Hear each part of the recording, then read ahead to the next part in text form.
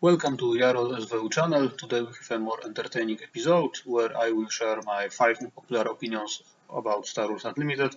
I recommended watching this video to the end, and the various points overlap somewhat, and the whole thing creates a more coherent picture.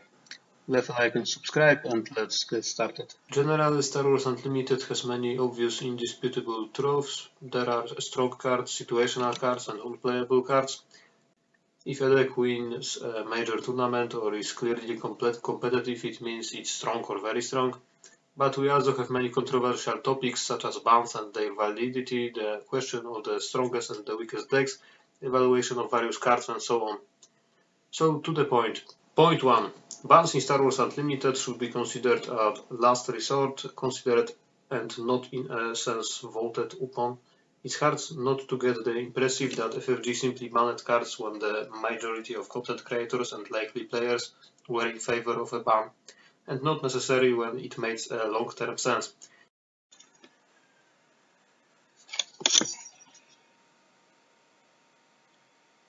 Even the form of these bans was primarily intended to provide convenience to players. Instead of changing the most problematic rule for a given card, they simply banned it. Of course, this is the most convenient solution, but in my opinion it also has its drawbacks. Some may be discouraged by the complete removal of their favorite cards. Balancing the meta has serious consequences, and I would argue that we are still suffering the consequences of the first erroneous ban, namely Boba's. If it weren't for him, Django wouldn't have completely devastated the first set 4 tournaments, Han wouldn't have dominated the set 3 meta, and I still wouldn't be winning so easily against all decks with Kira Green 30 HP base. We wouldn't have to worry about Galactic Championships being mostly about Han-Tooth mirrors, and maybe soon your force throw will be banned. Overall, the game would be better balanced and harder to break. In my opinion, my Kira Green 30 HP base deck is simply a symptom of imbalance. I played poorly with this deck towards the end of the second set, and I still got me first place at the Krakow Showdown. In the first set, I played this deck quite well, winning the online Highlander tournament and 3 weekly tournaments in a row with a total score of 10-0. However, in my first and last PQ, I played this deck quite poorly and finished 5-2, which is still a solid result. In the first set, I finally started playing optimally most of the time, and thanks to that, I consider myself a favorite in every matchup except perhaps Pulp 1, although even that matchup starts to look positive over time. As a result, I achieved my greatest success in this game, winning the title in the last of near last season when the tournament was full of top players and maintained at the highest level. The entire process took about a set and a half, but it leaves a situation where Kira Green 30 HP didn't completely eat up the meta simply because it's an unpopular concept and almost unheard of at major tournaments. Another example is the ban of Triple Dark Raid. As you might have heard in the first video on the channel, I said from the beginning that it was a mistake until truly overpowered combos with this card appeared, which didn't appear in the 5th set. Meanwhile, next to Boba's ban, the ban of Dark Raids is another powerful factor that makes Cat the only competitive option in this color. In my opinion, this is boring and makes many new yellow-black cards unplayable, and many more will likely follow, because Cat is almost exclusively concerned with Underworld units. But of course, the most important factor for me is game balance. On the truly complete break in this game was Django, and DJ wouldn't have had to ban it if it weren't Boba ban. This brings us to the second point. Banning Boba is absurd.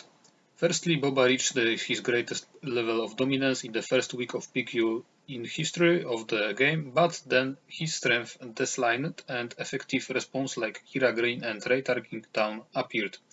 Secondly, a third set would have weakened Boba even further, and I also wrote about this in advance, not on the channel but in Torque's comments. Queenland Tarkin Town is a deck that would have to cause Boba a lot of problems, especially for the most aggressive ones. Boba would be easily destroyed by Green Yoda in all variants, which in such a situation would be a more popular and respected deck. Thirdly, the lack of Boba is hidden imbalance, where Kira unrivadely destroys everyone. Now Hantu appears to be an alternative, but so far my 2 matches against him in the TTI Top Cut ended in decisive victory for ECL Krennic, whose one of the drawbacks compared to Kira in testing was this match. Therefore, I see no reason to believe that practical hegemony of blue-green villains is threatened. Of course, we're still talking about a situation in which a player experienced with archetype is playing Kira or Krennic and making nearly optimal decisions. Fourthly, Boba's ban paved the way for other bans such as a DJ ban or the Dark Raid ban. All this leads to a slow improvement of the game and a tendency to slowly ban all inconvenient cards, which can be downright lethal for the game. For those who find the idea of Boba being legal all time shocking, I will explain a few more things. Boba doesn't have particularly high stats. 4-7 with a relatively weak ability is logical when leaders with 4-6 or 3-7 can have very strong abilities like Bosk, Quinlan or Talzin. Boba's ability is situational and rarely had much impact, usually only during his deploy turn, and rarely did anything outside of it. When we consider that Boba is a 4-7 with a weak ability and Krennic has a 2-7 Bat plus Restore 2 and a strong ability, we shouldn't be surprised that Krennic ECL is more successful than Boba in the first set. Boba Fett's armor change things a bit, but blue-green villains have rivals fall, and besides you can always ban the armor and unban Boba. Third point. Vader from Spark of Rebellion is better than Luke from Spark of Rebellion, at least until the 5th set, because it's still unclear which deck is best. My basic argument for this is that the best deck in the game is simply that one that plays Vader, not Luke, Kira Green. Vader does not more than Luke by entering the table with a Death Trooper or several units. His Sentinel is often also very important. Vader's only disadvantage compared to Luke is the lack of restore, but if you play blue-green villains with 6 resources you have vigilance. If you don't play blue-green villains you often get a restore from a walker a turn later anyway. If you lack a Death Trooper in other colors you can play a 2-2 ship that when played pings a damage that unit for 2. Its only aspect is villainy.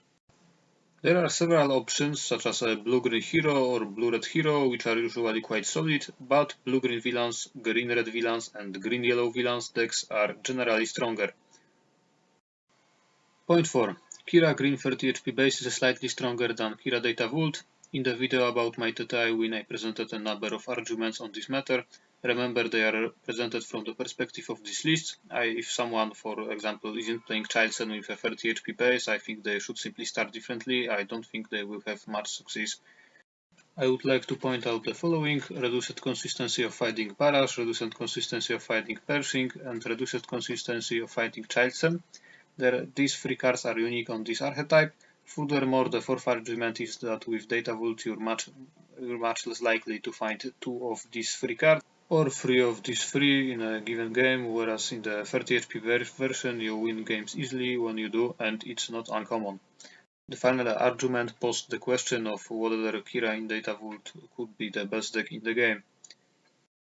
If that didn't mean the 30 HP version was significantly better, it turned out that in the 4th set Kira was the most successful in the game, but without a significant advantage over the other decks, which in my opinion means that 30 HP version is slightly better. However, the other arguments still hold. If you're playing a different version, I don't know, but my version is definitely the best deck since Boba was banned.